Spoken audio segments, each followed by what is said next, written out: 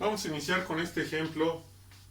Esto es de la siguiente sección de un circuito eléctrico en la resistencia de 18 ohms. Circula una corriente de 5 amperes. Determinar el valor de la potencia en la resistencia de 20 ohms. La sección que nos dan del circuito es esta que está aquí. Y entonces tenemos que calcular la potencia en 20. Lo que nos están dando como dato es la corriente en la resistencia de 18 y si observamos, esa resistencia está en paralelo a la de 36 ohms y a la resistencia de 4 ohms. Y aplicando el concepto de que el voltaje, cuando se tienen elementos conectados en paralelo, es el mismo, podemos determinar el voltaje y con ello obtener el voltaje de cada uno de esos elementos que están en paralelo. Entonces, procedemos a lo siguiente. Estaríamos calculando primero el voltaje en la resistencia de 18 ohms y el voltaje sería igual a la corriente por la resistencia. El valor de la corriente que conocemos es de 5 amperes y el valor de la resistencia en la cual conocemos la corriente es de 18 ohms, lo cual nos daría 90 volts. Lo que nos interesa es encontrar el valor de la corriente o del voltaje en la resistencia de 20 para poder calcular su potencia. Entonces, lo que vamos a hacer es reducir estas resistencias que están en paralelo a través de la fórmula del inverso de la suma de los inversos. Esto es 1 entre 1 sobre 4 más 1 sobre 18 más 1 sobre 36. Y el resultado es 3 ohms.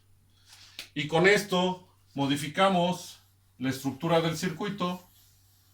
En vez de tener 3 elementos conectados en paralelo, tenemos solo uno cuyo valor es de 3 ohms. Y no solo eso, sabemos que el voltaje en esa resistencia de 3 ohms es de 90 volts. Entonces, podemos observar de la estructura que nos quedó que la resistencia de 3 ohms, que es la equivalente, y la resistencia de 20 están en serie. ¿Esto de qué nos sirve? Pues que elementos en serie tienen la misma corriente.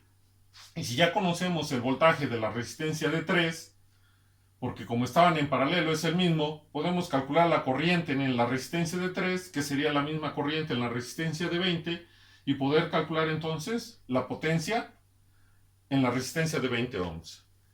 Tendríamos entonces que obtener primero la corriente, nuevamente a través de ley de Ohm. Se sabe que la corriente es igual al voltaje sobre la resistencia. El voltaje que conocemos en este caso es de 90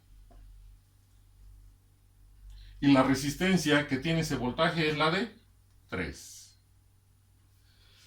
Lo cual nos estaría dando 30 amperes de corriente.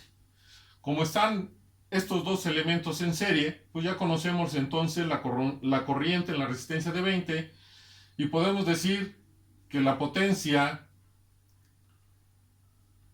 en la resistencia de 20 va a ser igual a la corriente al cuadrado por la resistencia.